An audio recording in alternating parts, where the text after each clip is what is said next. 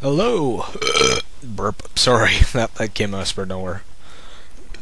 I apologize for this, and I'm gonna apologize once again if I sound out of breath. I just had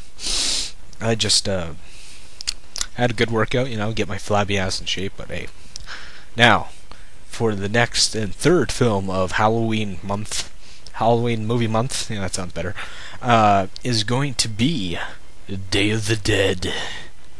First there is Night of the Living Dead, then Dawn of the Dead, now Day of the Dead. As I see it, it's a progressive kind of thing, Night of the Living Dead was in a farmhouse, Dawn of the Dead was in a mall, and Day of the Dead takes place during an old military bunker base thingy. Which, after watching this film, gave him a fascination with military bunkers and military installations, Like, I always think it'd be neat to be flying in a Star Destroyer or a bunker base or, Hoth Rebel base or something like that. Some Star Wars and bunker-like, because Star Wars military is the only thing that seems, fascinating and military-wise to me. Anything else just seems kind of blur in together. But, the film itself is a continuation of the Living Dead, or whatever series of George A. Romero's saga, expanding on about Zombie Dead and using the zombie or ghoul itself as a tool for storytelling and symbolism and whatever. Like in Night of the Living Dead, he used it for a new generation coming in and taking over the new, and in Dawn of the Dead, it's kind of more of a consumer culture, how they become zombified and they'll buy fucking anything. In this one, I'm not really so clear what it is. All I can really gather from it is that the zombies are becoming more human, and after that, I can see that the military itself in charge of the scientific base is getting fed up with the scientists trying to determine what to do with said zombies. They never say zombies, they say undead, they're fucking dead, blah blah blah.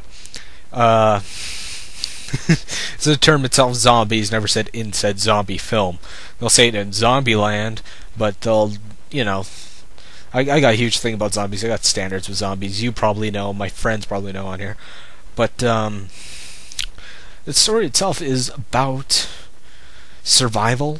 It's about, of course, any zombie film is about survival, but it's about people trying to cope with the new world that they once knew and don't know what's happened with it. It's been years already since a zombie takeover and the infection, or whatever you'd call it. They don't know what caused it.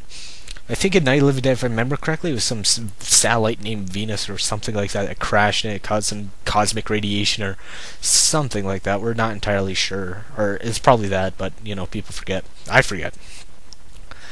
Other thing I can point out, this was the first zombie movie I've ever seen as a little boy, which fucked me up royally, thanks to my sister. And, thanks, Janine. Me that crazy. Anyway, after that, just the zombies here and the makeup works fantastic. The cinematography with the special effects, good old practical effects always work. There's one scene where one of the characters decapitates a zombie with a shovel at the mouth level, right across the mouth there, and kicks the shovel off, and top of the head flops and the head's upside down, cut in half from the mouth upward, and the eyes are moving around back and forth. I think that was always really neat.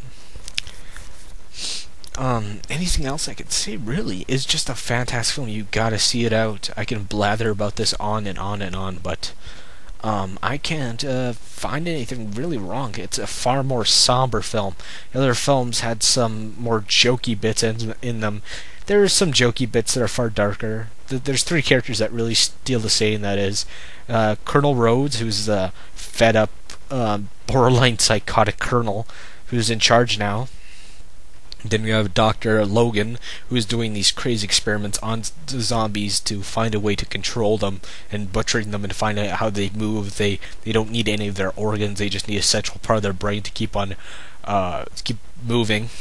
And there's Bub the Zombie. He's become very popular in pop culture with the fan. There's a Bud the Zombie Facebook page, which I find is funny, and he's very sympathetic in almost every way.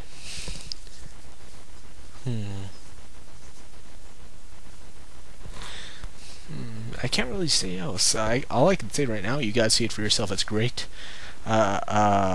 Any other points I can put in to say? Watch first original films. I knew there was a remake, a horrible remake. Cinema Snob did a review of it. Go check that out.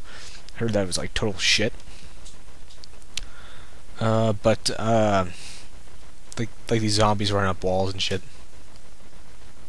And other thing else I could say.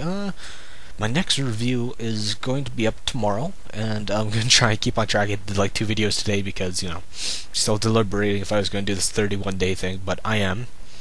And anything else I can put out? No. My next video is going to be not an American film, it's going to be a Japanese horror film. Horror movie film is going to be about Wonderful Hair, and it's going to be dedicated to my good friend Dustin Whalen, because we talked about this and it was very funny. Okay, bye.